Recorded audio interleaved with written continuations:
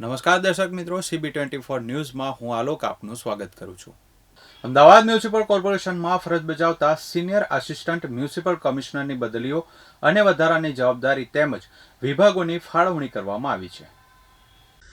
Municipal કોર્પોરેશનમાં ફરજ બજાવતા assistant municipal કમિશનરોની બદલીઓ અને વધારાની જવાબદારીઓ આપવામાં આવી છે. જેમાં દક્ષિણ ઝોનના HOD તરીકે દીપક ત્રિવેદી નિવૃત્ત થતાં તેમની જવાબદારી મનીષ ત્રિવેદીને આપવામાં આવી છે.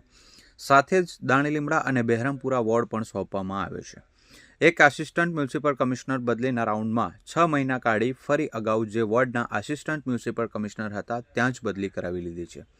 તો CNCD વિભાગમાં પણ હવે એક આસિસ્ટન્ટ મ્યુનિસિપલ કમિશનરને જવાબદારી સોંપી દેવામાં આવી છે. AMC અધિકારીઓ કર્મચારીઓમાં ચર્ચા છે કે ભૂતકાળમાં ફરજ બજાવતા હતા એવા ઝોન અને વોર્ડમાં ફરી જવા પાછળનું કારણ તેમના ભૂતકાળના વિવાદોને ધ્યાનમાં લેવામાં આવ્યા નથી અને રાજકીય લાગવગ લગાવી અને ફરી પોસ્ટિંગ મેળવી લીધું છે. અમદાવાદ શહેરના સૌથી મોટા વોર્ડ ગણાતા લાંભા વોર્ડ ઉપરાંત દાણીલીમડા અને બહેરામપુરાની જવાબદારી સંભાળતા કિરણ વનાલિયાની બદલી કરી તેમને પશ્ચિમ ઝોનમાં સરદાર પટેલ સ્ટેડિયમ વોર્ડ અને AMC મેટની જવાબદારી આપવામાં આવી છે.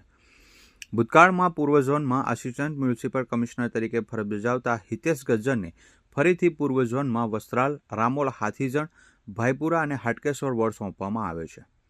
પૂર્વ ઝોનમાં આ જ વોર્ડ સંભાળતા દિવેશ પટેલને હિતેશ ગજ્જર સંભાળતા દરિયાપુર, શાહપુર, ખાડિયા, જમાલપુર વોર્ડ સોંપવામાં આવે છે. આસિસ્ટન્ટ મ્યુનિસિપલ કમિશનર પંકજ ભૂતને બાલવાટિકાની જ્યારે દેવેન ભટ્ટને નરોડાથી બદલી કરી લાંભા વોર્ડ સોંપવામાં આવે છે. કેલ્વિન કાપડિયાને નરોડા વોર્ડની વધારાની જવાબદારી આપવામાં આવી છે. શહેરમાં નો કેટલ ઝોનમાં અને રોડ પર રખડતા ઢોર ન જોવા મળે તેના માટે CNCD વિભાગ દ્વારા કડક કાર્યવાહી કરવામાં આવે તેને ધ્યાનમાં રાખીને શહેરમાં અમલીકરણની કામગીરી માટે પૂર્વ અને પશ્ચિમ વિસ્તારને વહેંચી દેવામાં આવ્યા છે.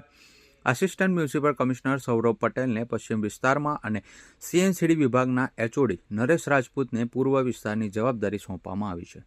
શહેરમાં રખડતા ઢોર પોલિસીનો કડક અમલ કરાવવા માટે હવે સીધી રીતે બંને અધિકારીઓની જવાબદારી રહેશે.